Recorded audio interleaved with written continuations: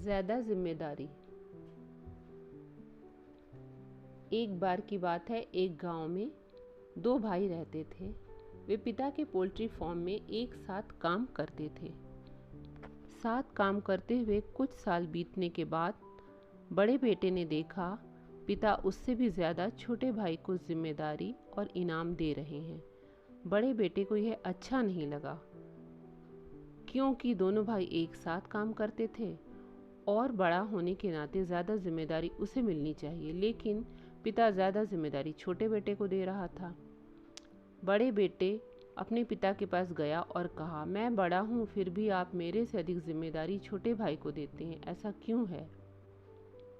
मैं तुमको बताऊंगा, लेकिन पहले तुम रोहिम चाचा के फार्म में जाओ और पता करो कि उनके पास बिक्री करने के लिए मुर्गी है।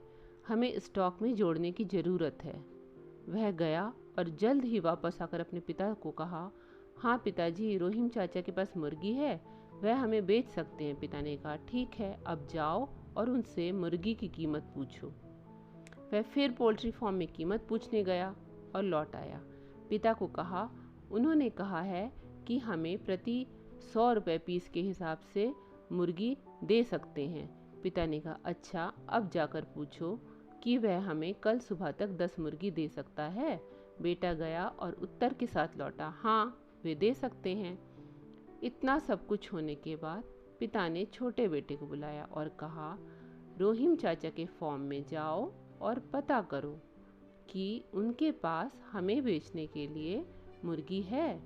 हमें अपना स्टॉक जोड़ने की ज़रूरत है।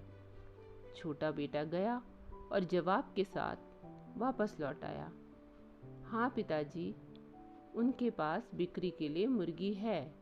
उनके पास रुपए 100 के 10 मुर्गी है और 200 रुपए के 5 मुर्गी है। वे उन्हें कल सुबह हमारे यहाँ पहुँचा सकते हैं। मैंने भी उनसे बोला कि आप 10 मुर्गी हमें भिजवा दीजिएगा और मैंने उन्हें इस बात के लिए राजी भी कर लिया है। इसके बाद पिता ने अपने बड़े बेटे की तरफ मुड़ के देखा, जिसे अब एहसास हुआ कि क्यों उनसे भी ज़्यादा जिम्मेदारी छोटे भाई को दी गई थी। उसने अपने छोटे भाई की प्रशंसा की। इस बात से हमें ये शिक्षा मिलती है कि हमें उन लोगों से सीखने की पूरी कोशिश करनी चाहिए जो बेहतर जानते हैं और समझते हैं।